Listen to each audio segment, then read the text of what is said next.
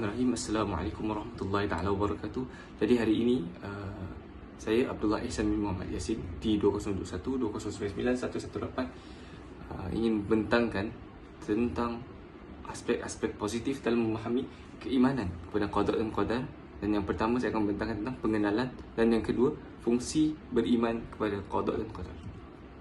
Kita mula dengan pengenalan. Qada dari segi sudut bahasa Arab bermaksud meletakkan dan memutuskan sesuatu hukum, dan dari segi syaraknya perkara yang diputuskan oleh Allah Subhanahu Wa Taala terhadap segala makhluknya, sama ada dari sudut menciptakannya, mentiadakannya atau mengubahnya.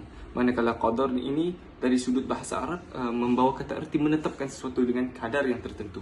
Dari segi syaraknya pula ialah qadar ialah perkara yang telah ditetapkan kadarnya oleh Allah Subhanahu Wa Taala semenjak dari zaman azali lagi, selaras dengan ilmunya yang mendahului setiap benda atau perkara. Contoh kita lihat daripada dalil Al-Quran, surah Al-Qamar ayat 49. A'udzu billahi minasyaitonir rajim. Inna kulli syai'in khalaqnahu biqadar.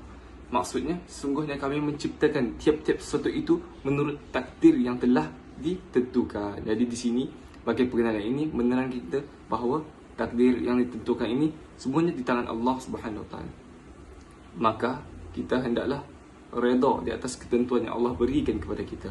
Bahkan daun yang gugur pun Allah telah menetapkan daun itu gugur di bawah permukaan bumi. Jadi seterusnya kita beralih kepada fungsi beriman kepada qada dan qadar. Fungsi beriman kepada qada dan qadar mempunyai dua. Yang pertama, orang beriman kepada qada dan qadar dapat menyemai rasa rendah diri dalam kepribadiannya yang memberi impak positif terhadap masyarakat sekeliling. Dan yang kedua, dapat melatih diri untuk sentiasa bersangka baik terhadap Allah Subhanahu Wa Taala apabila beriman kepada qada dan qadar. Kita lihat contoh daripada dalil Al-Quran dari surah An-Nahl ayat 53. A'udzu billahi minasyaitonir rajim. Bismillahirrahmanirrahim. Wa ma bikum min ni'matin faminallah, thumma idza maskumud durru fa ilaihi taj'urun. Fa ilaihi taj'arun. Maksudnya, dan segala nikmat yang ada padamu, yakni datangnya dari Allah, kemudian apabila kamu ditimpa kesengsaraan, maka kepadanya lah kamu meminta pertolongan. Jadi maksud fungsi kita beriman kepada Allah ni, apa saja yang kita lakukan apabila kita menikmati kesalahan ataupun kita mempunyai kesalahan, mintalah pertolongan kepada Allah Subhanahu Wa Taala. Ianya dapat merendahkan diri kita, memberi kita impak yang positif terhadap masyarakat sekalian. Jadi itu sahaja daripada saya. Assalamualaikum warahmatullahi wabarakatuh. Bismillahirrahmanirrahim. Nama saya Muhammad Fatihi bin Muhammad Azli, bernombor metrik D202099143143. Okey. Untuk tugas saya diberi iaitu untuk membahaskan tentang perbezaan qada dan qadar. Qada dan qadar perbezaan dia hanya pada 4 perkara, iaitu pengertian, ketetapan, contoh dan juga ayat-ayat Al-Quran. Untuk pengertian, qada ni merupakan satu ketetapan Allah SWT yang telah ada sejak kita berada di dalam kandungan ibunda kita. Dan ketetapan itu berkaitan rapat dengan kehidupan seharian makhluk yang diciptakannya. Manakala qadar ialah merupakan sebuah bentuk kewujudan dari satu ketetapan Allah SWT mengenai segala yang berlaku dengan makhluknya yang telah ada pada zaman azali lagi. Seterusnya, perbezaan kedua ialah dari segi ketetapan. Qada, Allah SWT sudah menetapkan bahawa qada adalah sebuah takdir yang masih boleh diubah oleh seseorang hambanya dengan pelbagai cara. Di antaranya ialah seseorang hamba semestinya berusaha bersungguh-sungguh dan ikhtiar supaya segala sesuatu boleh tercapai sesuai dengan keinginannya. Qada merupakan adalah sesuatu ketetapan Allah SWT yang sudah tidak boleh diubah oleh hambanya. Itu merupakan ketetapan yang ditetapkan untuk qadar. Sebagai contoh, qada ialah bagi saya boleh bagi contoh daripada jahat ke arah yang lebih baik. So dia perlu berusaha dan meminta keampunan kepada Allah SWT dan supaya Allah memberi rahmat kepadanya.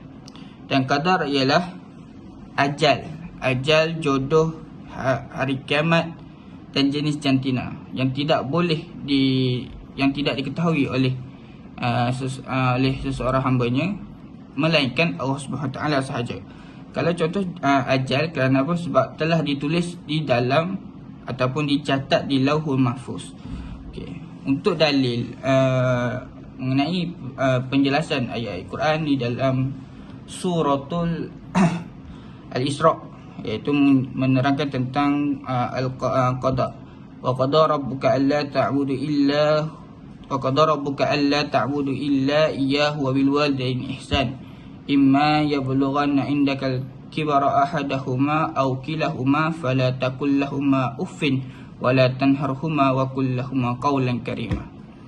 Itu penjelasan tentang qadar. Manakala untuk penjelasan tentang qadar pula ialah la junaha alaikum in talaqtumun nisaa ma lam tamassuhunna aw tafriduhunna faridah wa matti'uhunna 'alal musi' qadaruhu 'alal muqtiri qadaruhu mata'an bil ma'ruf haqqan 'alal muhsinin.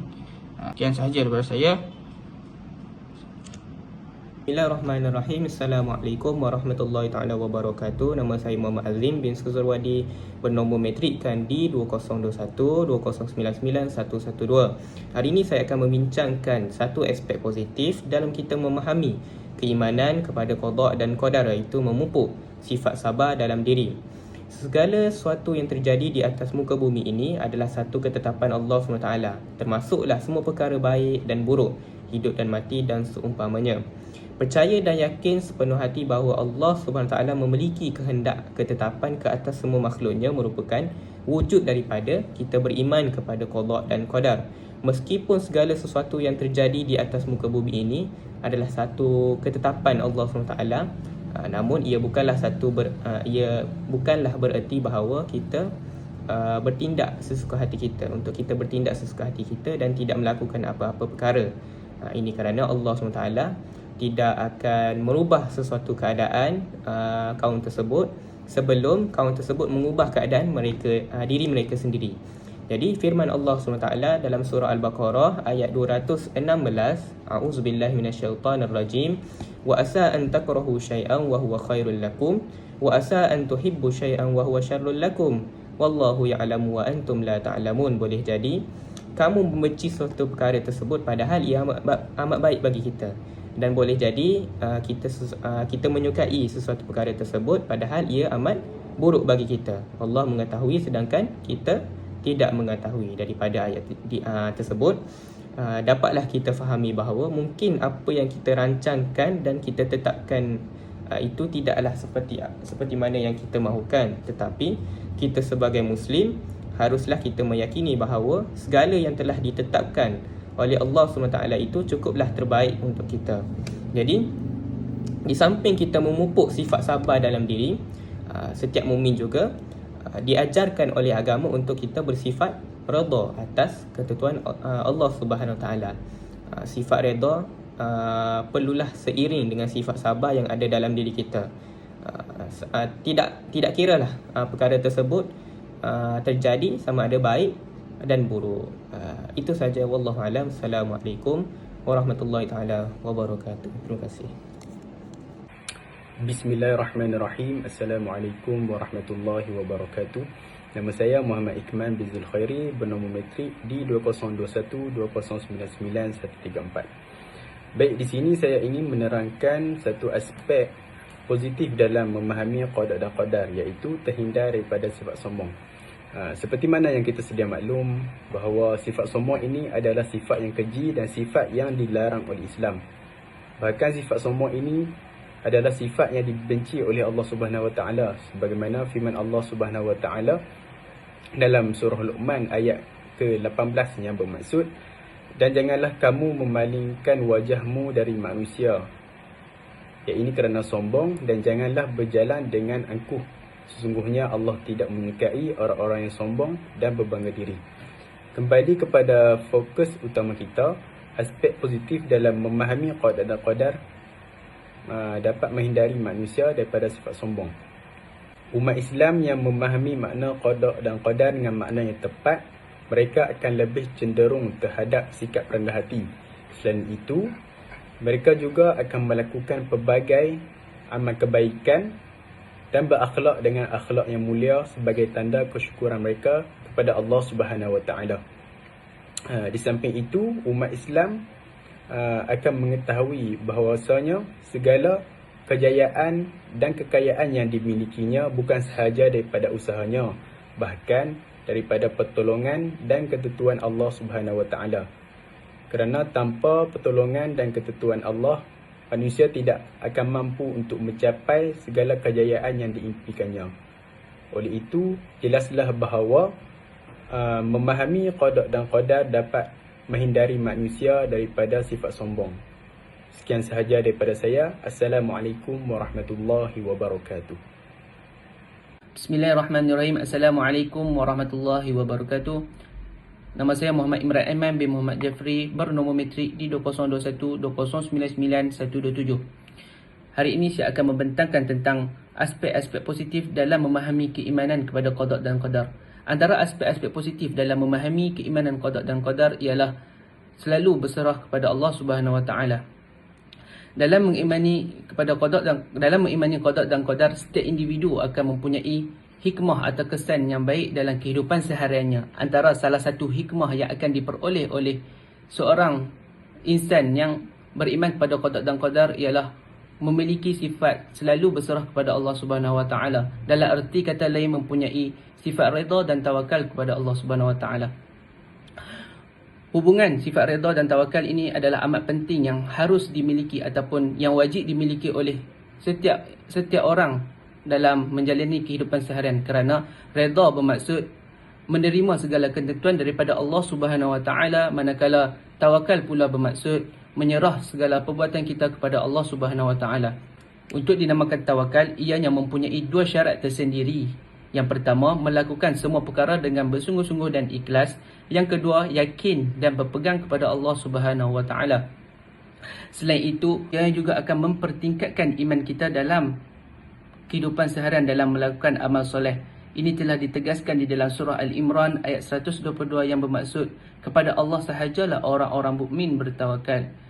Selain itu, jika seseorang itu bertawakal kepada Allah Subhanahu Wa Taala, ianya akan mendapat ganjaran yang besar.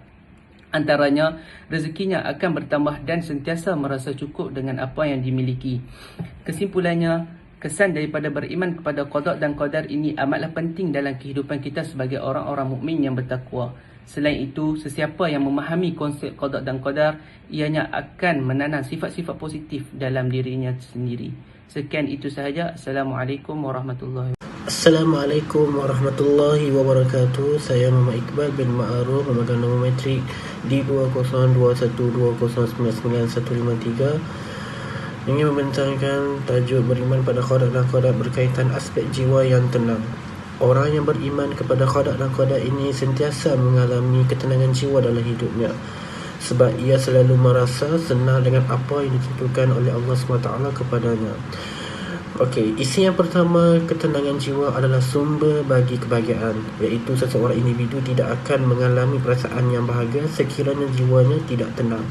Maksud jiwa yang tenang menurut Ibnu Abbas adalah sebagai jiwa yang beriman.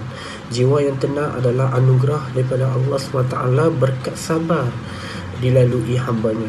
Bahkan tidak semua mempunyai kesabaran yang tinggi, seperti mana firman Allah SWT dalam surah Al-Fajr ayat yang ke-27 yang membawa maksud, wahai jiwa yang tenang, kembalilah kepada Tuhan kamu dalam keadaan kamu reda dan kamu diredai, maka masuklah dalam golongan hambaku dan masuklah syurgaku. Surah ini wajar dijadikan asas untuk memiliki jiwa yang tenang, dan bagi yang memiliki jiwa yang tenang akan dipanggil dengan penuh penghormatan oleh Allah SWT untuk memasuki syurganya. Selain itu juga dalam Islam ada beberapa amalan yang boleh dilakukan untuk membuat jiwa kita menjadi tenang. Antaranya adalah solat. Solat ini merupakan ibadah kita kepada Allah SWT yang dilakukan dengan khusyuk, mengingati Allah SWT.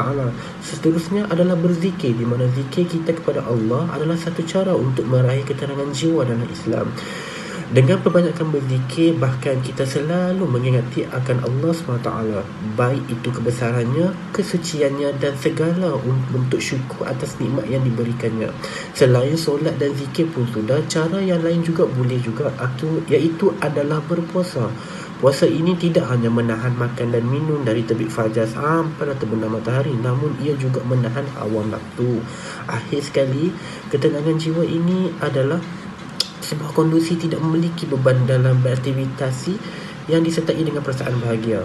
Oleh itu, mengetahui seseorang tersebut memiliki ketenangan jiwa atau tidak dapat dilihat dari beberapa aspek ketenangan jiwa. Terdapat 3 aspek. Yang pertama iaitu memiliki solusi persalahannya, rasa sabar dan memiliki keyakinan serta kepercayaan diri dalam menghadapi permasalahan dalam dirinya.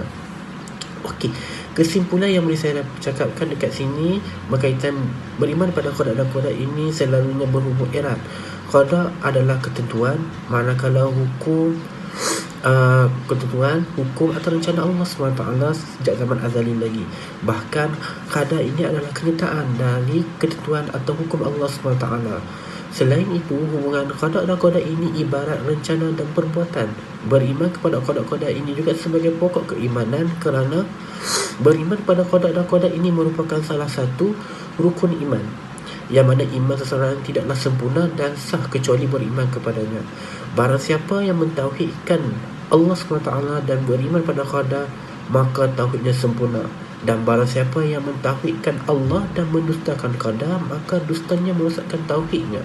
Ini daripada kata-kata daripada Majmu' Fatwa Asy-Syaikh Al-Islam.